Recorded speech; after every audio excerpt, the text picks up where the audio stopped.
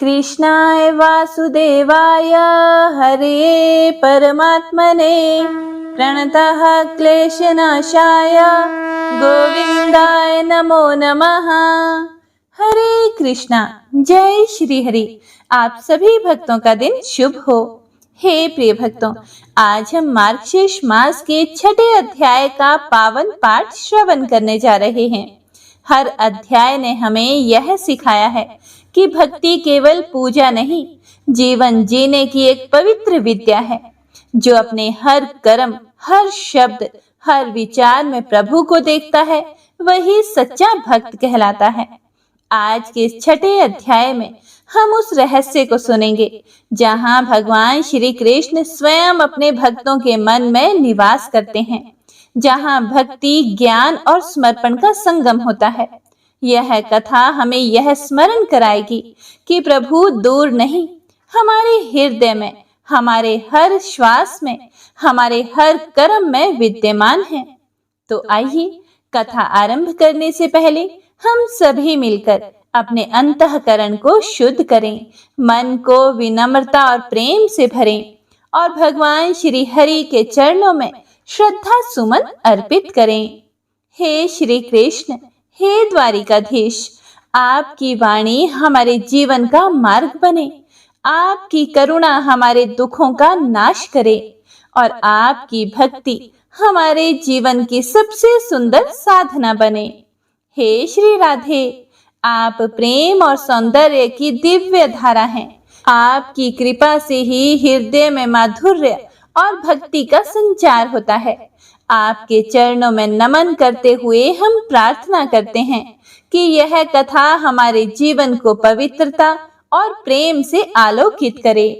तो हे प्रिय भक्तों, श्रद्धा और भक्ति के साथ आज के छठे अध्याय की कथा को आरंभ करते हैं और प्रेम से गूंज उठे हर हृदय, हर दिशा, हर आकाश, हरे कृष्ण कृष्ण कृष्ण हरे हरे, हरे राम राम राम हरे हरे।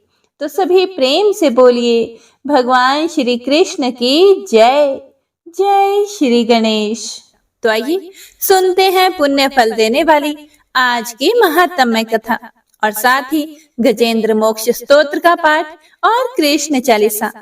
हे प्रिय भक्तों, भगवान का अपने भक्त के प्रति बहुत ही स्नेह होता है। तो सबसे पहले सुनते हैं ऐसे ही श्री कृष्ण और उनकी भक्त की बड़ी ही पावन कथा। तो प्रेम से सुनिएगा। समुद्र किनारे एक गांव में कृष्णा बाई नाम की बुढ़िया माई रहती थी। वह भगवान श्री कृष्ण की परम भक्त थी।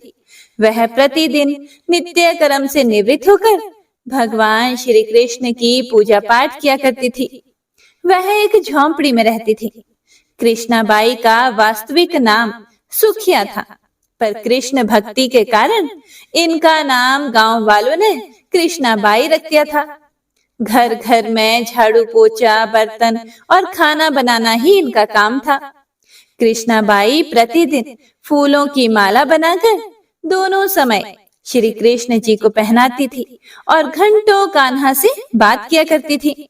गांव के सभी लोग यही सोचते थे कि बुढ़िया माई पागल हो गई है। एक रात श्री कृष्ण जी ने अपनी भक्त कृष्णाबाई से यह कहा कि कल बहुत बड़ा भूचाल आने वाला है, तुम यह गांव छोड़कर दूसरे गांव चली जाओ। बस फिर क्या था, मालिक का आदेश था। कृष्णाबाई ने अपना सामान इकट्ठा करना शुरू कर दिया और गांव वालों को भी बताया कि कल सपने में कान्हा जी आए थे और कह गए कि बहुत प्रलय होगा, गांव छोड़कर पास के गांव में चली जा। अब लोग कहाँ उस बूढ़ी पागल की बात मानने वाले थे। जो भी सुनता वही जोर जोर से ढहाके लगाता।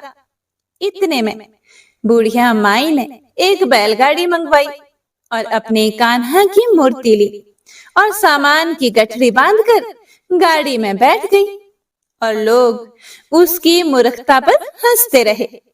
हे प्रिय भक्तों, बाई जाने लगी। अपने गांव की सीमा पार करके अगले गांव में प्रवेश करने ही वाली थी कि उसे कृष्ण की आवाज आई। अरे पगली, जा अपनी झोंपड़ी में से वह सुई लेकर आ जिससे तू माला बनाकर मुझे प्रतिदिन पहनाती है। यह सुनकर बूढ़िया माई बेचैन हो गई और तड़प गई कि मुझसे ये भारी भूल कैसे हो गई। अब मैं कान्हा की माला कैसे बनाऊंगी। उसने गाड़ी वाले को वहीं रोका और बदहवास अपनी झोंपड़ी की तरफ भागी। गांव वाले उसके पागलपन को देखते रहे और उसका खूब मजाक उड़ाते रहे, खूब हंसी करते रहे। बुढ़िया माई ने झोंपड़ी के तिनकों में फंसी सुई को निकाला और फिर पागलों की तरह दौड़ते हुए गाड़ी के पास आई। हे प्रिय भक्तों, गाड़ी वाले ने कहा कि हे माई, तुम क्यों इतना परेशान होती हो, कुछ नहीं होगा। माई ने कहा, अच्छा अब चल और जल्दी से अपने गांव की सीमा पार कर। गाड़ी वाले ने ठीक ऐसे ही किया।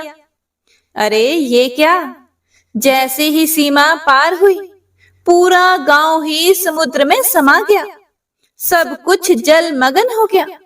गाड़ी वाला भी अटूट कृष्ण भक्त था। भगवान ने उसकी भी रक्षा करने में कोई भी देरी नहीं की। हे प्रिय भक्तों, अब देखिए, प्रभु जब अपने भक्त की मात्र एक सुई तक की इतनी चिंता करते हैं तो सोचिए वह भक्त की रक्षा के लिए कितना चिंतित होते होंगे। जब तक उस भक्त की एक सुई उस गांव में थी, पूरा गांव बचा हुआ था। इसीलिए कहा जाता है कि भरी बदरिया पाप की बरसन लगे अंगार, संत ना होते जगत में जल जाता संसार। अर्थात अगर इस दुनिया में संत और अच्छे व्यक्ति ना होते तो ये संसार कब का समाप्त हो गया होता। तो सभी प्रेम से बोलिए राधा कृष्ण भगवान की जय। हे प्रिय भक्तों, तो आइए अब सुनते हैं आज की महात्म्य कथा। इसके बाद गजेंद्र मोक्ष स्तोत्र और तुलसी चालीसा सुनेंगे। पिछले अध्याय में आपने श्री राधा रानी के स्तोत्र, नाम कवच इत्यादि के बारे में सुना था, जिस स्तोत्र को पढ़ने या सुनने से राधा रानी अत्यधिक प्रसन्न हो जाती हैं और अपने भक्तों को गोलोक धाम में निवास करने का अधिकार दे देती हैं। अगर आपने अभी तक वह नहीं सुना है तो एक बार जरूर सुन लीजिएगा। तो आइए सुनते हैं आज का आगे का वृतांत। ओम नमो नारायणाय। हे प्रिय भक्तों, नारद जी नारायण जी से बोले कि हे ब्राह्मण, मैंने अत्यंत अद्भुत संपूर्ण उपाख्यानों को सुना। अब दुर्गा जी के उत्तम उपाख्यान को सुनना चाहता हूँ।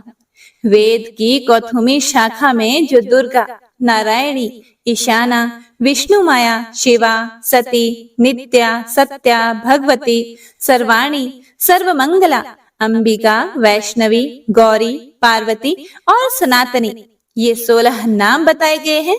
वे सब के लिए कल्याणदायक हैं।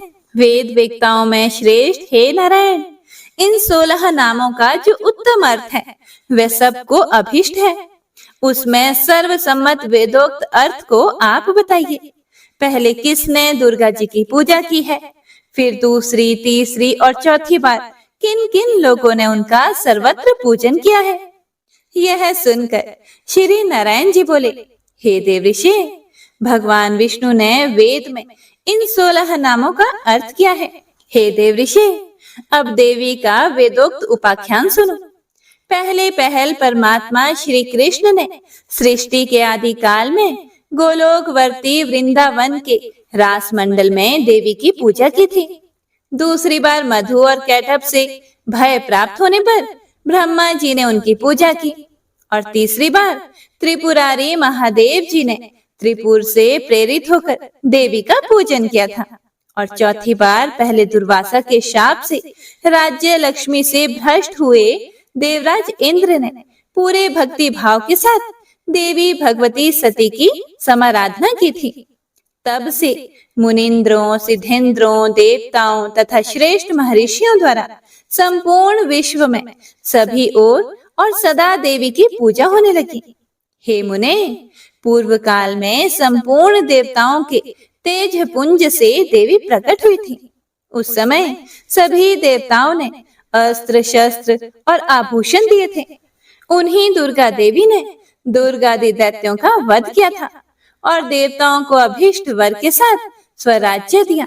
दूसरे कल्प में महात्मा राजा सूरथ ने, जो मेधस ऋषि के शिष्य थे, सरिता के तट पर मिट्टी की मूर्ति में देवी की पूजा की थी।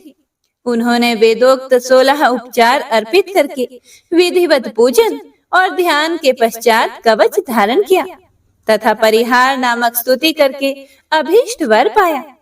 इसी तरह उसी सरिता के तट पर उसी मृण्मयी मूर्ति में एक वैश्य ने भी देवी की पूजा करके मोक्ष प्राप्त किया। राजा और वैश्य ने नेत्रों से आंसू बहाते हुए दोनों हाथ जोड़कर देवी की स्तुति की और उनकी उस मृण्मयी प्रतिमा का नदी के निर्मल गंभीर जल में विसर्जन कर दिया।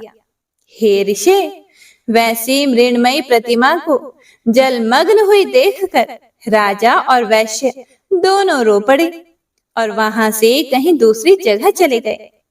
वैश्य ने देह त्याग करके जन्मांतर में पुष्कर तीर्थ में दुष्कर तपस्या की और दुर्गा देवी के वरदान से वे गोलोक धाम में चले गए।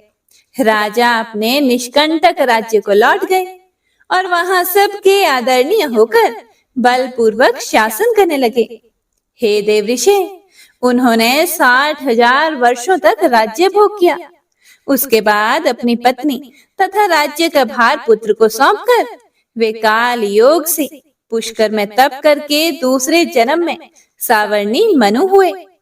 हे वत्स, हे मुनि श्रेष्ठ, इस प्रकार मैंने आगमों के अनुसार दुर्गोपाख्यान का संक्षेप से वर्णन किया। अब तुम और क्या सुनना चाहते हो? उसके बाद नारद जी के पूछने पर भगवान नारायण ने तारा की कथा कही और चैत्र तन्य राजा अधिरथ से राजा सूरथ की उत्पत्ति का प्रसंग सुनाया।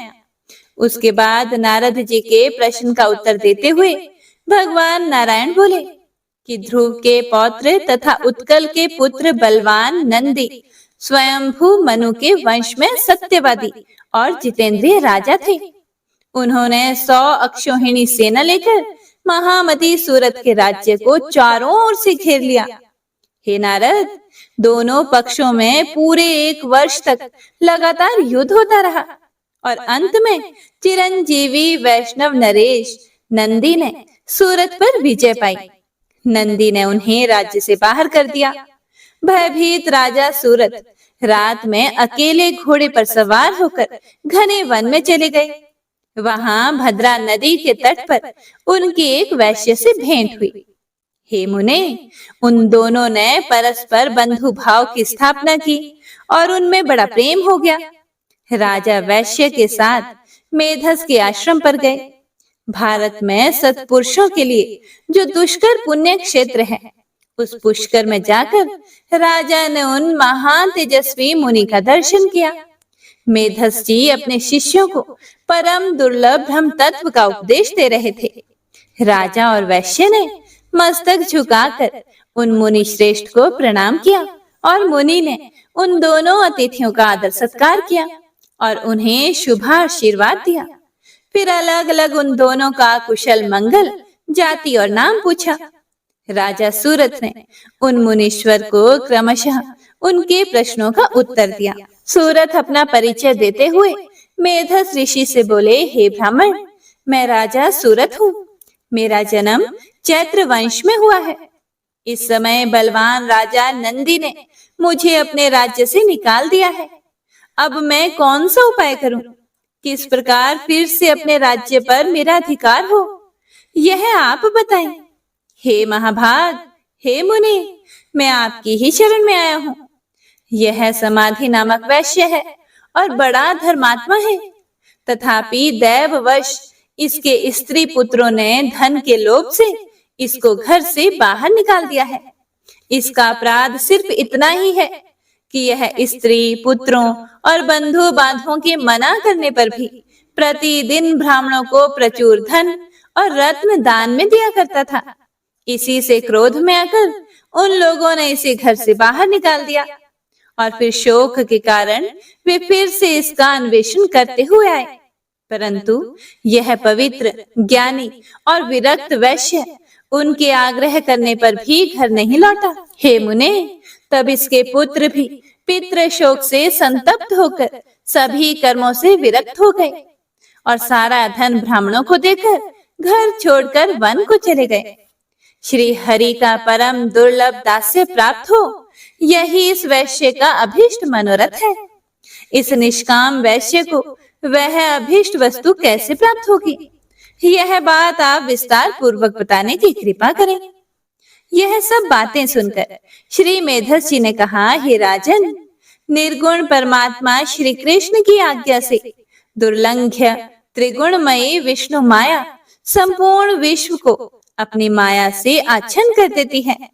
वह कृपामयी देवी जिन धर्मात्मा पुरुषों पर कृपा करती है, उन्हें दया करके परम दुर्लभ श्री कृष्ण भक्ति प्रदान करती है। हे राजन, लेकिन जिन मायावी पुरुषों पर विष्णु माया दया नहीं करती, उन दुर्गति ग्रस्त जीवों को माया द्वारा ही मोह जाल से बांध देती है। हे राजन, मैं प्रचेता का पुत्र और ब्रह्मा जी का पौत्र हूँ तथा भगवान शंकर से ज्ञान प्राप्त करके परमात्मा श्री कृष्ण का भजन करता हूँ। हे महाराज, नदी के तट पर जाओ और सनातनी दुर्गा का भजन करो। तुम्हारे मन में राज्य की कामना है, इसीलिए वे ही देवी तुम्हें आवर्णी बुद्धि प्रदान करेंगी तथा इस निष्काम वैष्णव वैश्य को वे कृपामयी वैष्णवी देवी शुद्ध विवेचना बुद्धि देगी। ऐसा कहकर कृपा निधान मुनिवर मेधस ने उन दोनों को दुर्गा जी की पूजा की विधि, स्तोत्र, कवच और मंत्र का उपदेश दिया। हे प्रिय भक्तों, वैश्य ने उन कृपामयी देवी की आराधना करके मोक्ष प्राप्त किया तथा राजा को अपना अभीष्ट राज्य, मनु का पद और मनोवांछित परम ऐश्वर्य प्राप्त हुआ। इस तरह मैंने सुखद, सारभूत एवं मोक्षदायक परम उत्तम दुर्गा का उपाख्यान पूर्ण रूप से सुना दिया। अब तुम और क्या सुनना चाहते हो? हे प्रिय भक्तों, नारायण जी की यह बात सुनकर नारद जी ने पूछा कि हे भगवान, जो सर्वोत्कृष्ट मूढ़ों के लिए भी ज्ञान की वृद्धि करने वाला तथा अमृत का उत्तम सागर है, उस अभिप्सित प्रकृति खंड को तो मैंने सुन लिया।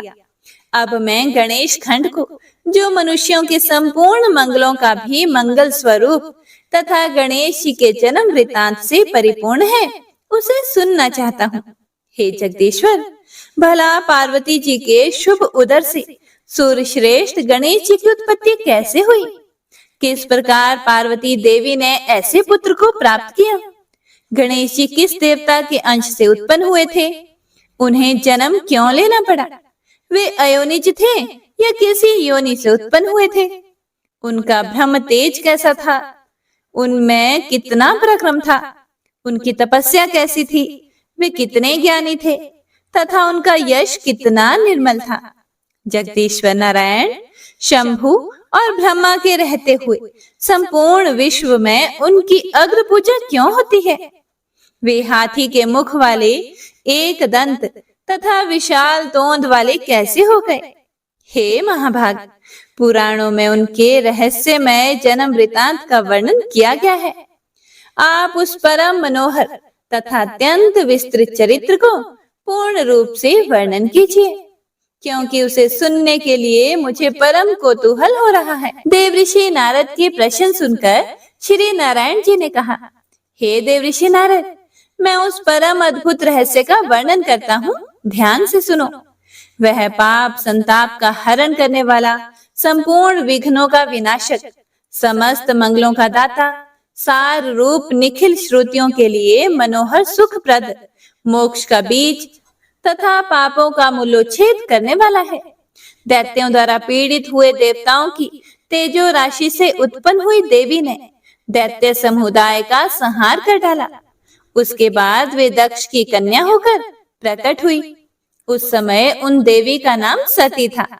उन्होंने अपने स्वामी अर्थात भगवान शिव की निंदा होने के कारण योग धारणा द्वारा अपने शरीर का परित्याग कर दिया और फिर शैलराज की प्रिय पत्नी मैना के पेट से जन्म लिया। पर्वतराज ने उन पार्वती जी का विवाह शंकर जी के साथ कर दिया तब महादेव जी उन्हें साथ लेकर निर्जन वन में चले गए। वहां दीर्घ काल तक शंकर पार्वती का विहार चलता रहा। जब देवताओं ने आकर विहार से विरत होने के लिए उनसे प्रार्थना की, तब भगवान शंकर विरत हो गए। उस समय महादेव जी का शुक्र भूमि पर गिर पड़ा, जिससे स्कंद कार्तिकेय उत्पन्न हुए। तब पार्वती जी ने श्री शंकर जी से एक श्रेष्ठ पुत्र के लिए प्रार्थना की। इस पर महादेव जी ने कहा, हे प्रिय पार्वती, मैं एक उपाय बतलाता हूँ, सुनो। उससे तुम्हारा परम कल्याण होगा, क्योंकि त्रिलोकी में उपाय करने से कार्य सिद्धि होती ही है। हे देवी, मैं तुमसे जिस उपाय का वर्णन करूंगा वह संपूर्ण अभीष्ट सिद्धि का बीज रूप, परम मंगलदायक तथा मन को हर्ष प्रदान करने वाला है। हे वरानने, तुम श्री हरि की आराधना करके व्रत आरंभ करो। 1 वर्ष तक इसका अनुष्ठान करना होगा। इस व्रत का नाम पुण्यक है। यह महा कठोर बीज कल्पतरु के समान अभीष्ट सिद्ध करने वाला, उत्कृष्ट, सुखदायक, पुण्यदाता, सार रूप, पुत्रप्रद और समस्त संपत्तियों को देने वाला है। हे प्रिय पार्वती, जैसे नदियों में गंगा, देवताओं में श्री हरि, वैष्णवों में मैं अर्थात शिव, देवियों में तुम, वर्णों में ब्राह्मण, तीर्थों में पुष्कर, पुष्पों में पारिजात, पत्रों में तुलसी दल, पुण्य प्रदान करने वालों में एकादशी तिथि, वारों में पुण्यप्रद रविवार, मासों में मार्गशीर्ष, ऋतुओं में वसंत, वत्सरों में संवत्सर, युगों में कृतयुग, पूजनियों में विद्या पढ़ाने वाले गुरु, गुरुजनों में माता, आप्तजनों में साध्वी पत्नी, विश्वस्तों में मन, धनों में रत्न, प्रियजनों में पति, बंधुजनों में पुत्र, वृक्षों में कल्पतरु, फलों में आम का फल, वर्षों में भारतवर्ष, वनों में वृंदावन, स्त्रियों में शत्रुपा, पुरियों में काशी, साधुओं में प्रहलाद, दानियों में दधीचि, अस्त्रों में ब्रह्मास्त्र, चक्रों में सुदर्शन चक्र, मनुष्यों में राजा रामचंद्र और धनुर्धारियों में लक्ष्मण श्रेष्ठ हैं। तथा जैसे श्री कृष्ण सर्वाधार, समस्त जीवों द्वारा सेवनीय, सबके बीज स्वरूप, सर्वाभीष्ट प्रदाता और संपूर्ण वस्तुओं के सार रूप है, उसी प्रकार यह पुण्यक व्रत संपूर्ण व्रतों में श्रेष्ठ है। इसीलिए हे प्रिय, हे महाभागे, तुम इस व्रत का अनुष्ठान करो। यह तीनों लोकों में दुर्लभ है। इस व्रत के पालन से ही तुम्हें संपूर्ण वस्तुओं का सार रूप पुत्र प्राप्त होगा। इस व्रत के द्वारा संपूर्ण प्राणियों के मनोरथ सिद्ध करने वाले श्री कृष्ण की आराधना की जाती है, जिनके सेवन से मनुष्य अपने करोड़ों पितरों के साथ मुक्त हो जाता है। जो भी मनुष्य विष्णु मंत्र ग्रहण करके श्री हरि की सेवा करता है, वह भारत वर्ष में अपने जन्म धारण को सफल कर लेता है। वह अपने पूर्वजों का उद्धार करके निश्चय ही वैकुंठ लोक में जाता है और श्री कृष्ण का पार्षद होकर सुख पूर्वक आनंद का उपभोग करता है। वह भक्त अपने भाई, बंधु, बांधव, भृत्य, संगी साथी तथा अपनी स्त्री का उद्धार करके श्री हरि के परम पद को प्राप्त हो जाता है। इसीलिए हे गिरिजे, तुम इस परम दुर्लभ विष्णु मंत्र को ग्रहण करो और उस व्रत काल में इसी मंत्र का जप करो, क्योंकि यह पितरों की मुक्ति का कारण है। ऐसा कहकर भगवान शंकर गिरिजा के साथ तुरंत ही गंगा तट पर गए और उन्होंने प्रसन्नता पूर्वक कवच तथा स्तोत्र सहित मनोहर विष्णु मंत्र पार्वती जी को बतलाया। हे मुने, उसके बाद उन्होंने पार्वती जी से पूजा की विधि और नियमों का भी वर्णन किया। ओम नमो नारायणाय। हे प्रिय भक्तों, तो इसी के साथ आज का यह अध्याय यहीं समाप्त होता है। इससे आगे का वर्णन आप सभी अगले अध्याय में जरूर सुनिएगा। आइए अब गजेंद्र मोक्ष स्तोत्र का पाठ करते हैं। इस माह में गजेंद्र मोक्ष स्तोत्र पढ़ने मात्र से जहां हर तरह के ऋण कर्ज से मुक्ति मिलती है, वहीं 10 दिशाओं से शुभ फल दिलाने में भी सक्षम है। इस स्तोत्र का जाप करने से जीवन में किसी भी प्रकार की परेशानियों से मुक्ति मिलती है। श्रीमद् भगवत गीता के 3रे अध्याय में गजेंद्र स्तोत्र पढ़ने को मिलता है। इस स्तोत्र में हाथी और मगरमच्छ के साथ हुए युद्ध का वर्णन किया गया है और गजेंद्र जब युद्ध से हार जाता है तो भगवान श्री हरि विष्णु का ध्यान करके उनकी स्तुति करता है और उसकी स्तुति से प्रसन्न होकर भगवान श्री हरि विष्णु आते हैं और उसे मोक्ष प्रदान करते हैं। और हे प्रिय भक्तों, इस पाठ को करते समय अगर हम अपने मन में यह भावना रखें कि हे श्री हरि विष्णु, हे मेरे प्रभु, जिस प्रकार से आपने गजेंद्र को परेशानी से बाहर निकाला, उसी प्रकार से हमें भी हमारी परेशानियों से बाहर निकालिए, तो यकीन मानिए निश्चित ही भगवान श्री हरि विष्णु हमारी मदद स्वयं करते हैं। तो आइए अब सच्चे मन से भगवान श्री हरि विष्णु का ध्यान करके इस परम कल्याणकारी स्तोत्र का पाठ करते हैं। जय श्री हरि विष्णु। शुक जी ने कहा कि बुद्धि के अनुसार पिछले अध्याय में वर्णन किए गए रीति से अपने मन को नियंत्रित करके और हृदय को स्थिर करके गजेंद्र अपने पिछले जन्म में याद किए गए सर्वोच्च कार्य और बार बार जप किए जाने वाले स्तोत्र का जाप करने लगा। गजेंद्र ने मन ही मन श्री हरि को ध्यान करते हुए कहा, जिनके प्रवेश करने से शरीर और मन चेतन की तरह व्यवहार करने लगते हैं, ओम द्वारा लक्षित और पूरे शरीर में प्रकृति और पुरुष के रूप में प्रवेश करने वाले उस सर्वशक्तिमान देवता का मैं मन ही मन स्मरण करता हूँ, जिनके सहारे ये पूरा संसार टिका हुआ है, जिनसे ये संसार अवतरित हुआ है और जिन्होंने प्रकृति की रचना की है और जो खुद उसके रूप में प्रकट हैं, लेकिन इसके बावजूद भी वो इस पूरी दुनिया से सर्वोपरि और श्रेष्ठ हैं। ऐसे अपने आप और बिना किसी कारण के भगवान की मैं शरण में जाता हूँ और अपने संकल्प शक्ति के बल पर अपने ही स्वरूप में रचित और सृष्टि काल में प्रकट एवं प्रलय में अप्रकट रहने वाले इस शास्त्र प्रसिद्धि प्राप्त कार्य कारण रूपी संसार को, जो बिना कुंठित दृष्टि के साक्ष्य रूप में देखते रहने पर भी लिप्त नहीं होते, चक्षु आदि प्रकाशकों के परम प्रकाशक प्रभु, आप मेरी रक्षा करें। बीतते गए समय के साथ तीनों लोकों और ब्रह्मादि लोकपालों के पंचभूत में प्रवेश कर जाने पर और पंचभूतों से लेकर महत्वपूर्ण सभी कारणों के उनकी परम करुणा स्वरूप प्रकृति में मगन हो जाने पर उस समय दुर्गेय और घोर अंधकार रूपेण प्रकृति ही बच रही थी। उस अंधकार से परे अपने परम धाम में जो सर्वव्यापी भगवान सभी दिशाओं में प्रकाशित होते रहते हैं, वो भगवान मेरी रक्षा करें।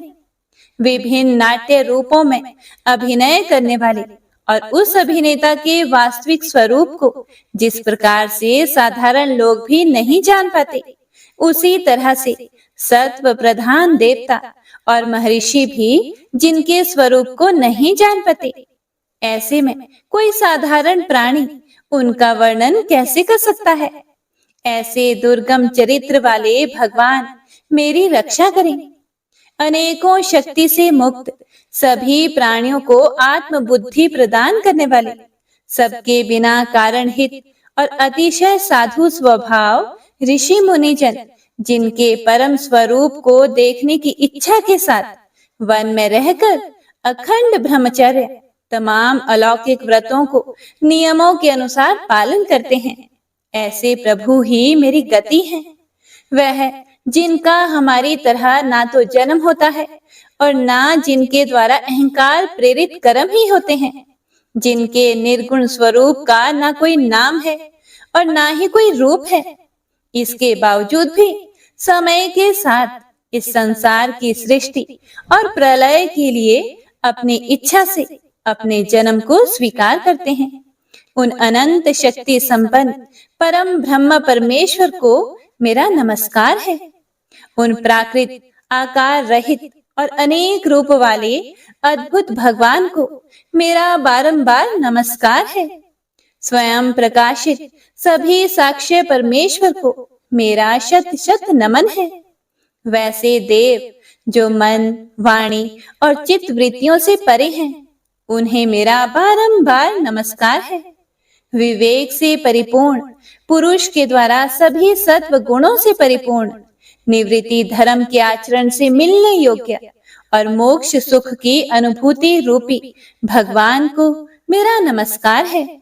सत्व गुणों को स्वीकार करके शांत, रजोगुण को स्वीकार करके घोर और तमोगुण को अपनाकर मूढ़ से प्रतीत होने वाले, भेद रहित अतएव सदा संभाव से स्थित ज्ञान धन प्रभु को मेरा नमस्कार है। शरीर, इंद्रिय आदि के समुदाय रूप सभी पिंडों के ज्ञाता, सबके स्वामी और साक्षी स्वरूप प्रभु को मेरा बारंबार नमस्कार है। सबके अंतर्यामी, प्रकृति के भी परम कारण लेकिन स्वयं कारण रहित भगवान को मेरा शत शत नमस्कार है। सभी इंद्रियों और सभी विषयों के जानकार, सभी प्रतीतियों के कारण रूप संपूर्ण जड़ प्रपंच और सबकी मूलभूता अविद्या के द्वारा सूचित होने वाले और सभी विषयों में अविद्या रूप से भासने वाले भगवान को मेरा नमस्कार है। सबके कारण लेकिन स्वयं कारण रहित तथा कारण होने पर भी परिणाम रहित होने की वजह से अन्य कारणों से भी विलक्षण कारण आपको मेरा बारंबार नमस्कार है। सभी वेदों और शास्त्रों के परम तात्पर्य, मोक्ष रूपी और श्रेष्ठ पुरुषों की परम गति देवता को मेरा नमस्कार है। वह जो त्रिगुण रूपों में छिपी हुई ज्ञान रूपी अग्नि है, वैसे गुणों में हलचल होने पर जिनके मन में संसार को रचने की वृत्ति उत्पन्न हो उठती हो और जो आत्मा तत्व की भावना के द्वारा विधि निषेध रूप शास्त्र से भी ऊपर उठे हों, जो महाज्ञानी महात्माओं में स्वयं प्रकाशित हो रहे हैं, ऐसे भगवान को मेरा नमस्कार है। मेरे जैसे शरणागत पशु के समान जीवों की अविद्या रूप फांसी को पूर्ण रूप से काट देने वाले परम दयालु और दया करने में कभी भी आलस्य नहीं करने वाले भगवान को मेरा नमस्कार है। अपने अंश से सभी जीवों के मन में अंतर्यामी रूप से प्रकट होने वाले सर्वनियंता अनंत परमात्मा आपको मेरा नमस्कार है। जो शरीर, पुत्र, मित्र, घर और संपत्ति सहित कुटुंबियों में अशक्त लोगों के द्वारा कठिनाई से मिलते हों और मुक्त पुरुषों के द्वारा अपने हृदय में निरंतर चिंतित ज्ञान स्वरूप सर्व समर्थ परमेश्वर को मेरा नमस्कार है। वह जिन्हें धर्म, अभिलाषित भोग, धन और मोक्ष की कामना से मनन करके लोग अपनी मनचाही इच्छा पूर्ण कर लेते हैं, अपितु जिन्हें विभिन्न प्रकार के अयाचित भोग और अविनाशी पार्षद शरीर भी देते हैं, वैसे अत्यंत दयालु प्रभु मुझे इस प्रकार की विपदा से हमेशा के लिए बाहर निकालें। वह जिनके एक से अधिक भक्त हैं, जो मुख्य रूप से एकमात्र उसी भगवान की शरण में हैं, जो धर्म, अर्थ आदि किसी भी पदार्थ को नहीं चाहते, अपितु जो केवल उन्हीं के परम मंगलमय एवं अत्यंत विलक्षण चरित्र का गुणगान करते हुए उनके आनंदमय समुद्र में गोते लगाते रहते हैं। उन अविनाशी, सर्वव्यापी, सर्वमान्य ब्रह्मादि के भी नियामक, अभक्तों के लिए भी हमेशा प्रकट होने वाले, भक्ति योग द्वारा प्राप्त अत्यंत निकट होने पर भी माया के कारण अत्यंत दूर महसूस होने वाले, इंद्रियों के द्वारा अगम्य और अत्यंत दुर्विज्ञ, अंत रहित लेकिन सभी के आदि कारक और सभी तरफ से परिपूर्ण उन प्रभु की मैं स्तुति करता हूँ। वो जो ब्रह्मा सहित सभी देवता, चारों वेद तथा समस्त चराचर जीव नाम और आकृति भेद से जिनके अत्यंत क्षुद्र अंशों से रचे गए हैं, जिस तरह से जलती हुई अग्नि की लपटें और सूरज की किरणें बार बार निकलती हैं और फिर से अपने कारण में ही लीन हो जाती है, उसी प्रकार बुद्धि, मन, इंद्रियां और नाना योनियों के शरीर, जिन सभी गुणों से प्राप्त शरीर जो स्वयं प्रकाश परमात्मा से प्रकट होता है और फिर से उन्हीं में लीन हो जाता है, वह प्रभु जो ना तो देवता है, ना असुर, ना मनुष्य है और ना ही मनुष्य से नीचे किसी अन्य योनि के प्राणी, ना ही वो स्त्री हैं और ना ही पुरुष, ना ही नपुंसक और ना ही वो कोई ऐसे जीव हैं जिनका इन तीनों ही श्रेणी में समावेश है। वो ना तो गुण है, ना कर्म, वो ना ही कार्य है और ना ही कारण। इन सभी योनियों का निषेध होने पर जो बचता है वही उनका असली रूप है और वे ही सब कुछ हैं। ऐसे प्रभु मेरा उत्थान करने के लिए प्रकट हो। अब मैं इस मगरमच्छ के चंगुल से आजाद होने के बाद जीवित नहीं रहना चाहता। इसकी वजह ये है कि मैं सभी तरफ से अज्ञानता से ढके इस हाथी के शरीर का क्या करूं? मैं आत्मा के प्रकाश से ढक देने वाले अज्ञानता से युक्त इस हाथी के शरीर से मुक्त होना चाहता हूँ, जिसका काल क्रम से अपने नाश नहीं होता, बल्कि ईश्वर की दया और ज्ञान से उदय हो पाता है।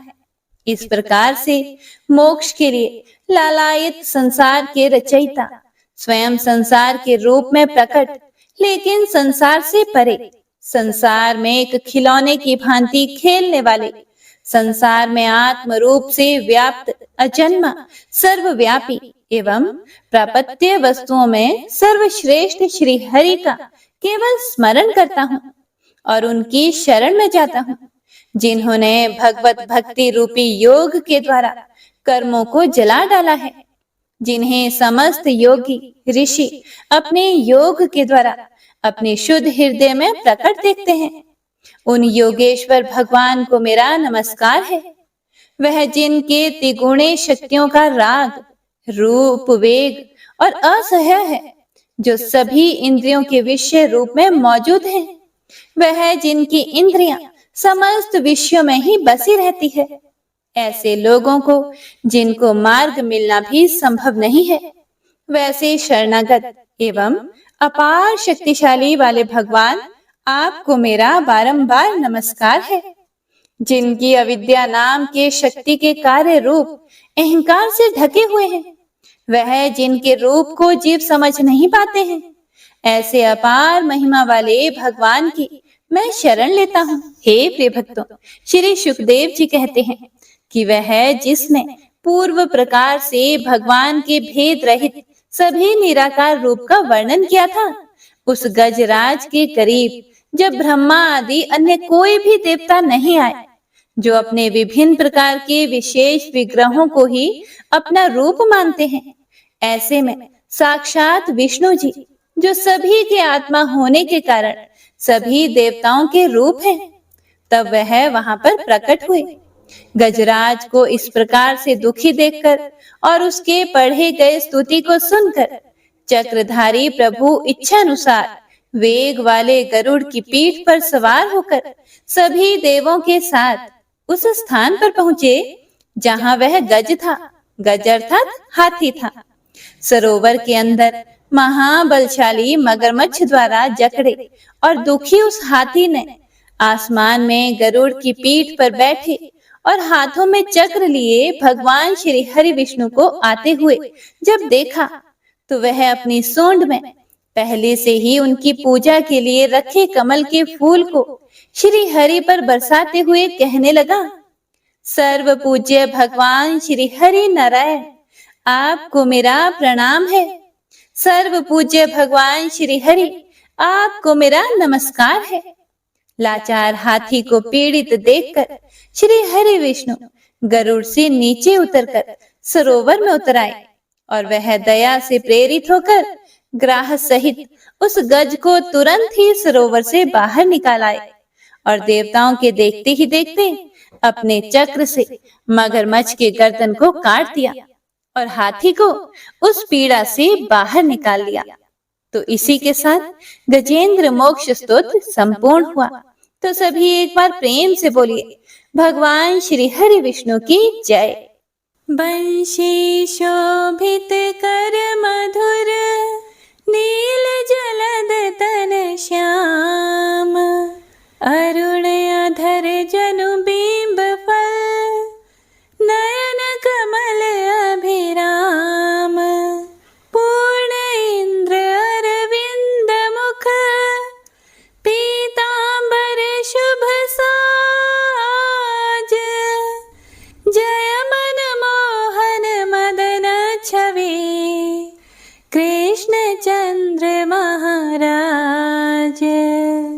जय यदुनंदन जय जगवंदन, जय वसुदेव देवकी नंदन। जय यशोदासुत नंद दुलारे, जय प्रभु भक्तन के दृगतारे। जय नट नागर नागन थैया, कृष्ण कन्हैया धेनु चरैया। पुनि नख पर प्रभु गिरिवर धारो, आओ दीनन कष्ट निवारो। वंशी मधुर अधर धरि तेरी, होवे पूर्ण मनोरथ मेरी। आओ हरि पुनि माखन चाखो, आज लाज भारत की राखो। गोल कपोल चिबुक अरुणारे, मृदु मुस्कान मोहिनी डारे। रंजित राजीव नयन विशाला, मोर मुकुट वैजंती माला। कुंडल श्रवण पीत पट आछे, कटी की कणी काछन काछे। नील जलज सुंदर तनु सोहे, छवि लखि सुर नर मुनि मन मोहे। मस्तक तिलक अलक घुंघराले, आओ कृष्ण बांसुरी वाले। करिपय पान भूत नहीं तार्यो, अका बका कागा सुर मार्यो। मधुवन जलत अग्नि जब ज्वाला, भई शीतल लखी तहि नंद लाला। सुरपति जब व्रज चढ़े और साई, मूसर धार वारी वर्षाई। लगत लगत ब्रज चहन बहायो, गोवर्धन नख धारी बचायो। लखी यशोदामन ब्रह्म अधिकाई, मुख महचा 10 भुवन दिखाई। दुष्ट कंस अति उधम मचायो, कोटि कमल जब फूल मंगायो। नाथी काली यही तब तुम लीन है, चरण चिन्ह दे निर्भय कीन्हे।